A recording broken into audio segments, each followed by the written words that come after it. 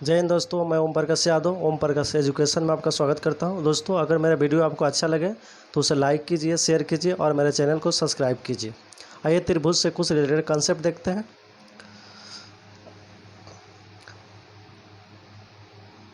सर्वागसम त्रिभुज और समरूप त्रिभुज, ये दोनों त्रिभुज के बारे में आपको बेसिक कंसेप्ट की जानकारी हम देंगे। फिर इससे रिलेटेड जितने क्वेश्चन हैं उसको कराएंगे। तो देखिए, सर्वसम त्रिभुज किसको बोलते हैं उसके बारे में हम जानकारी लेंगे, और समरूप त्रिभुज के बारे में बताए थे पिछले वीडियो में, फिर एक बार रिपीट कर देते हैं। तो आइए सबसे पहले देखते हैं सर्वसम समूह। जब दो त्रिभुज का सभी अंग समान हो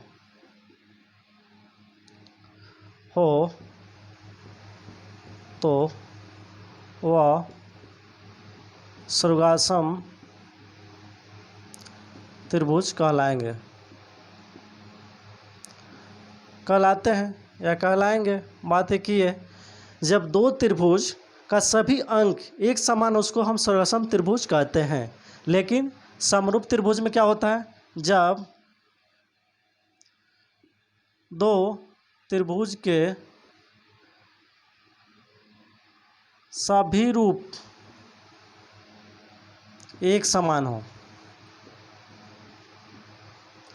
मतलब जब दो त्रिभुज, चलिए पहले सर्वसम में देख लेते हैं। देखिए, एक त्रिभुज हो गया, दूसरा एक ए हो गया। ये मान लीजिए ए है, ये बी है, सी है, डी है, ई है और एफ है। ये दो त्रिभुज हो गए। अब देखिए इसमें ए सर्वसम, सर्व मतलब सब, गसम मतलब जिसका सारा अंक एक समान हो। जैसे ये मान लिया 3 सेंटीमीटर है तो ये भी 3 सेंटीमीटर होना चाहिए। ये वाला जो भुजा है 3 सेंटीमीटर होना चाहिए। ये 3 है तो ये भी 3 होना चाहिए। अगर ये 4 सेंटीमीटर है यानी ए भी 4 सेंटीमीटर है, डी ई ये 4 सेंटीमीटर होना चाहिए। और ए सी 5 सेंटीमीटर अगर है तो ये भी 5 सेंटीमीटर होना चाहिए। यानी सेम टू सेम होना चाहिए सारे अंक। ये भुजा इस भुजा के बराबर, ये भुजा इस भुजा के बराबर, ये भुजा इस भुजा के बराबर होगा तो सर्वसम त्रिभुज कहलाएगा। अब देखिए समरूप में क्या है, समरूप में चलिए देखते हैं। ये त्रिभुज हो गया और एक ए त्रिभुज हो गया। ये ए है, बी है, सी है, डी है, ई है, एफ है। देखिए ये मान लीजिए कि ये 6 सेंटीमीटर है, 8 सेंटीमीटर है और ये 10 सेंटीमीटर है, और ये 3 सेंटीमीटर है, ये 4 सेंटीमीटर है और ये 5 सेंटीमीटर है। दोनों त्रिभुज है। तो देखिए यहाँ देखिए क्या है, यहाँ ये अंक इस अंक के बराबर है, ये अंक इस अंक के बराबर है, ये अंक इसके बराबर है। तो ये सर्वसम मतलब सब अंक एक समान हो, उसको सर्वसम त्रिभुज कहेंगे। लेकिन समरूप में सिर्फ एक जैसा हो, रूप में एक जैसा हो। इसे ये इसके बराबर, ये जो भुजा इसके बराबर होना कोई जरूरी नहीं कि होगा, ये इसके बराबर कोई जरूरी नहीं कि होगा, ये इसके बराबर कोई जरूरी नहीं कि होगा। तो ये क्या हो गया, ये समरूप हो गया। समरूप मतलब देखिए इसका रूप एक जैसा है, ये भी त्रिभुज, ये भी त्रिभुज है, और ये भुजा इस भुजा के बराबर नहीं है, ये भुजा इस बराबर का भुजा नहीं है, ये जो इसके बराबर नहीं है, लेकिन ये समरूप है। लेकिन एक आपको और चीज़ इसमें दिखाते हैं, आप नोट में लिख लीजिए। देखिए इसमें आप नोट में यह लिख लीजिए कि सभी सर्वसम त्रिभुज समरूप होते हैं, यानी जितने सर्वसम त्रिभुज होंगे वो समरूप होंगे। लेकिन सभी समरूप त्रिभुज सर्वसम त्रिभुज होंगे यह जरूरी नहीं है। देखिए ये बहुत इंपॉर्टेंट पॉइंट है, इस पर विशेष रूप से आपको ध्यान दिया है। कह रहे हैं कि सभी स्वर्गसम त्रिभुज समरूप त्रिभुज होते हैं, बताते हैं कैसे होते हैं, लेकिन सभी समरूप त्रिभुज, समरूप जो त्रिभुज है स्वर्गसम त्रिभुज होंगे यह जरूरी नहीं है। अब देखिए हम आपको बताते हैं, देखिए आपको बताते हैं, ये त्रिभुज हो गया, ए हो गया, बी हो गया, सी हो गया, ये त्रिभुज हो गया, ए हो गया, इसको डी ई एफ मान लीजिए। चलिए ये मान लीजिए कि ये 3 सेंटीमीटर है, ये 4 सेंटीमीटर है, ये 5 सेंटीमीटर है, ये भी 3 सेंटीमीटर है, ये 4 सेंटीमीटर है, ये 5 सेंटीमीटर है। तो देखिए ये दोनों का ये भुजा इसके बराबर है, ये भुजा इसके बराबर है, सब भुजा आपस में बराबर है, तो ये सर्वसम होंगे क्योंकि सभी अंक एक समान है, और साथ में ये समरूप भी होंगे क्योंकि इसका रूप एक जैसा है। तो वही यहाँ बोल रहा है कि सभी सर्वसम त्रिभुज, जितने सर्वसम त्रिभुज होंगे वो समरूप होंगे, लेकिन जरूरी नहीं है कि जो समरूप है वो सर्वसम होगा। अब कैसे, जरूरी कैसे नहीं है ये भी आपको बता देते हैं। मान लीजिए यहाँ पर हम छोटा इसको कर दिया, डी ई एफ कर दिए, और इसको हम 1 सेंटीमीटर कर दीजिए, इसको 3 सेंटीमीटर कर दिए, इसको 5 सेंटीमीटर कर दिए। तो देखिए ये दोनों तो समरूप है लेकिन सर्वसम नहीं हो सकते हैं क्योंकि इनका अंक आपस में नहीं समान है। चलिए इतना आप समझ गए, आगे चलिए देखते हैं। चलिए आपको बताते हैं पाइथागोरस प्रमेय, पाइथागोरस थ्योरम क्या होता है उसके बारे में। तो देखिए पाइथागोरस प्रमेय जिसको बोलते हैं हम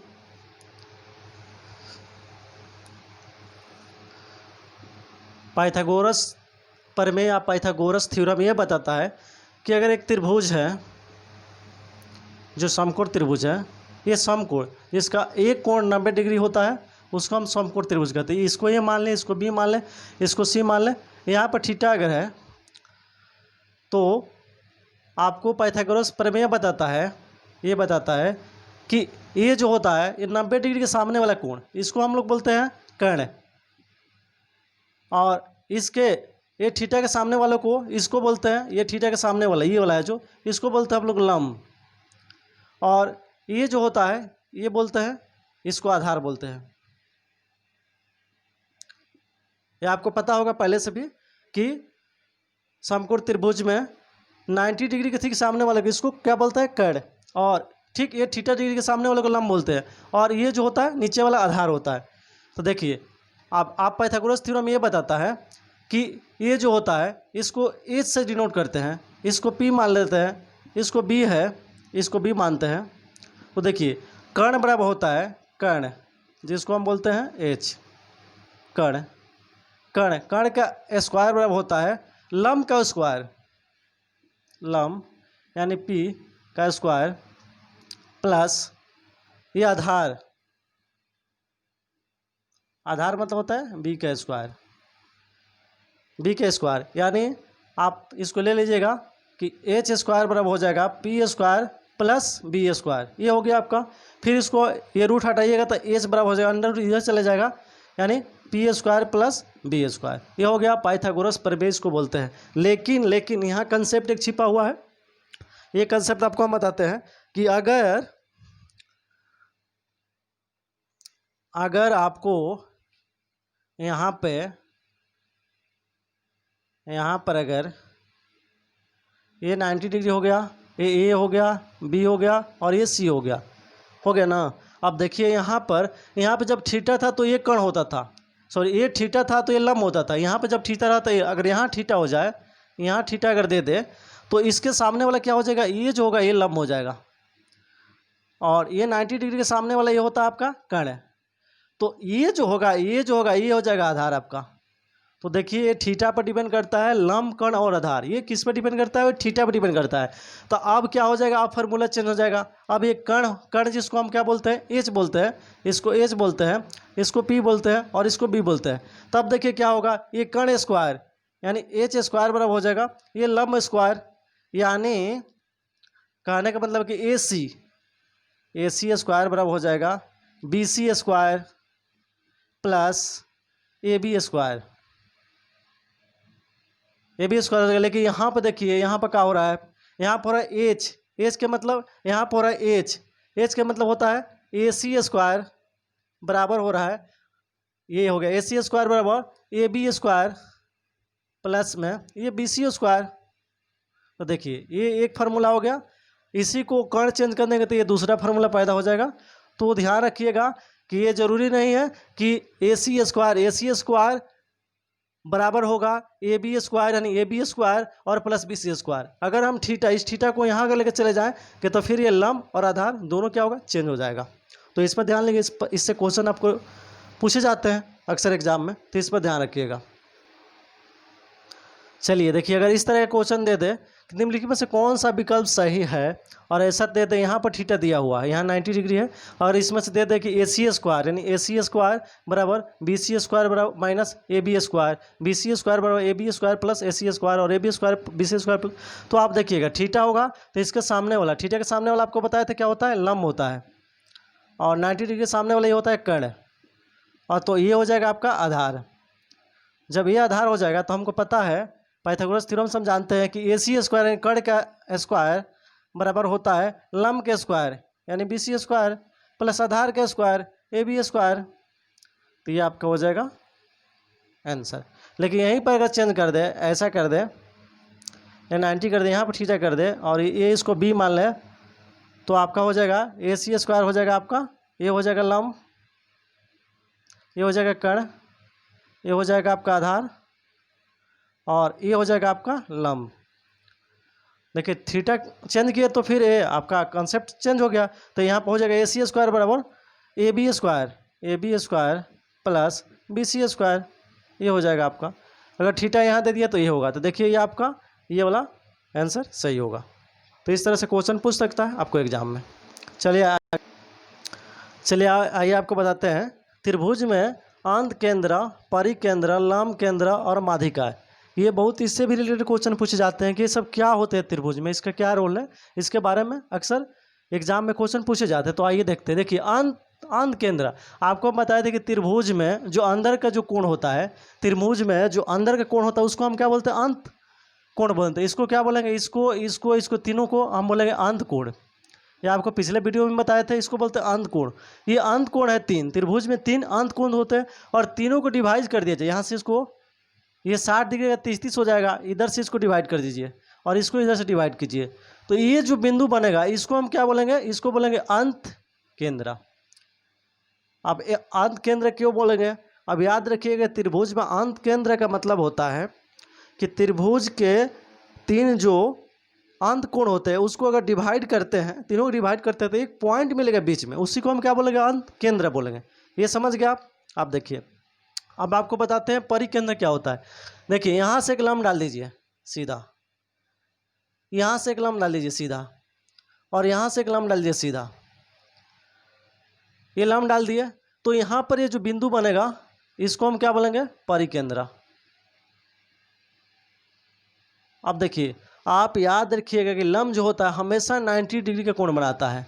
यहाँ पर 90 डिग्री का कोण बनाएगा, यहाँ पर 90 डिग्री का कोण बनाएगा। इसको क्या बोलेंगे हम, परिकेंद्र बोलेंगे। इसको क्या बोलेंगे हम, परिकेंद्र बोलेंगे। यानी त्रिभुज के तीनों भुजाओं से एक एक लंब डाल दिया जाए, यहाँ से एक लंब डाल दिया जाए, इसके सिर से एक लंब डाल दिया जाए, इसके सिर से एक लंब डाल दिया जाए, इसके सिर से एक लंब डाल दिया जाए, तो ये जो बीच में जो एक पॉइंट मिलेगा उसको हम क्या बोलेंगे, परिकेंद्र बोलेंगे। देखिए अब आइए हम आपको बताते हैं कि लंब केंद्र क्या होता है। देखिए ये त्रिभुज है, ये त्रिभुज है, ये आप त्रिभुज है। देखिए यहाँ पर आपको हम बताए थे परिकेंद्र में ये जो लंब डालते हैं ये 90 डिग्री होता है और इसको बराबर भाग में विभाजित करता है। अगर ये 10 सेंटीमीटर है तो ये 5 हो जाएगा, यहाँ से यहाँ तक ले, यहाँ से यहाँ 5 हो जाएगा और इधर ये 5 हो जाएगा। अब देखिए लंब केंद्र में क्या होता है, इससे एक लंब डालते हैं यहाँ, इससे एक लंब डालते हैं यहाँ, इससे एक लंब डालते हैं यहाँ, तो ये जो यहाँ पर जो यानी इस भुजा के लंबवत दूरी और इस भुजा के लंबवत दूरी और इस भुजा के लंबवत दूरी, ये जो दूरी होगा इसको हम क्या बोलेंगे, इसको हम बोलेंगे लंब केंद्र। इसको हम बोलेंगे लंब केंद्र। यानी इस भुजा से लंबवत दूरी, एकदम सामान्य दूरी, इस भुजा से सामान्य दूरी और इस भुजा से सामान्य, तीनों भुजा के सामान्य दूरी यानी बीच वाला दूरी को लंब केंद्र इसको बोलेंगे। क्या बोलेंगे हम? लंब केंद्र। इसको बोलेंगे लंब केंद्र।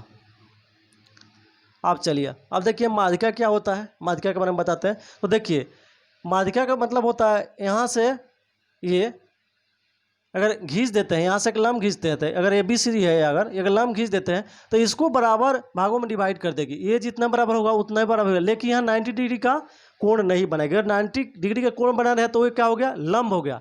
अगर जो 90 डिग्री कोण नहीं बना तो वो हो गया माध्यिका। देखिए माध्यिका और लंब में यही अंतर है। लंब में, लंब मतलब ये लंब हम खींच दिए तो ये 90 डिग्री कोण यहाँ पर बनाएगा। अगर यही 90 डिग्री कोण नहीं बना रहे तो ये हो जाएगा आपका माध्यिका, ये आपका हो जाएगा माध्यिका। तो चलिए आप इस सब के बारे में जानने के लिए आगे चलिए देखते हैं। चलिए आपको बताते हैं एक इससे रिलेटेड क्वेश्चन। अगर ये त्रिभुज है, ए है, बी है, सी है, अगर यहाँ पे डी हम कर देते हैं, अगर ये माध्यिका है,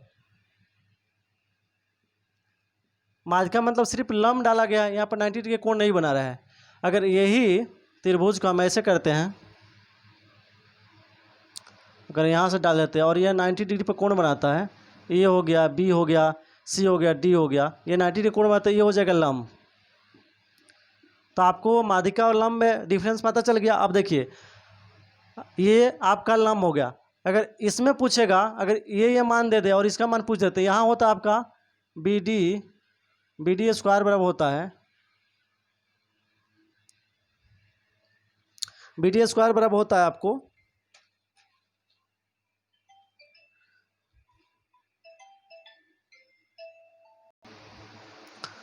चलिए कुछ यहाँ पर बताते हैं। देखिए बी डी स्क्वायर बराबर हो जाएगा, बी डी स्क्वायर बराबर क्या होगा आपका? ये ए डी गुणे डी सी, या बी डी बराबर लिख सकते हैं अंडर रूट ए डी, ये ए डी और ये डी सी, ये हो जाएगा। अगर ये लंब है तो ये फार्मूला आप यूज करिएगा, लंब है तो ये फार्मूला आपको लगेगा।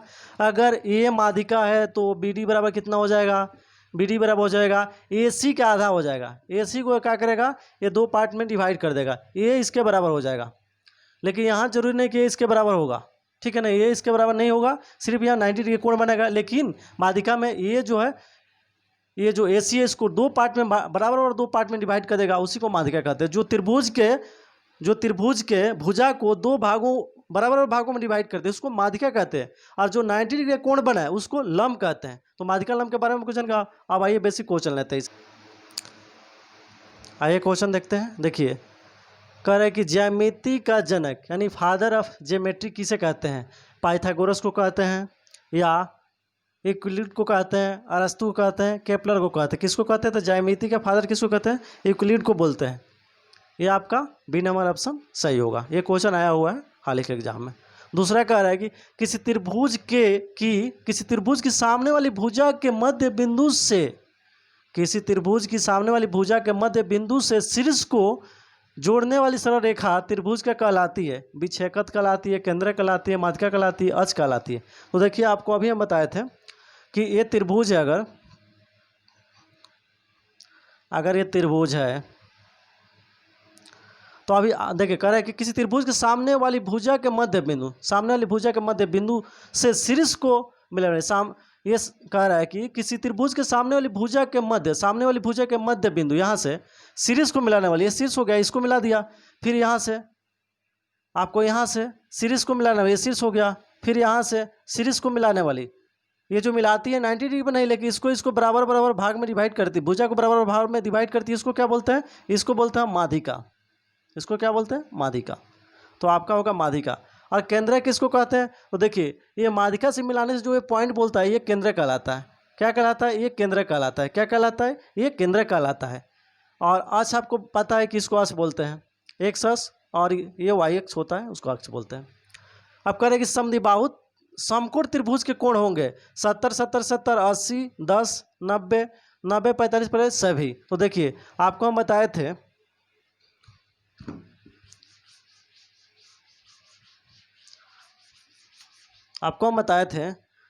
कह रहे कि समबाहु समकोण त्रिभुज के कोण हैं, कौन है, 70 70 70 है कि 80 80 80 डिग्री है कि 90 45 45 डिग्री है। तो देखिए हम बताए थे आपको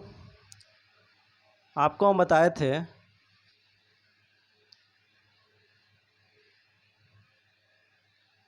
ये रहा आपका ए बी और ए सी, ये त्रिभुज रहा।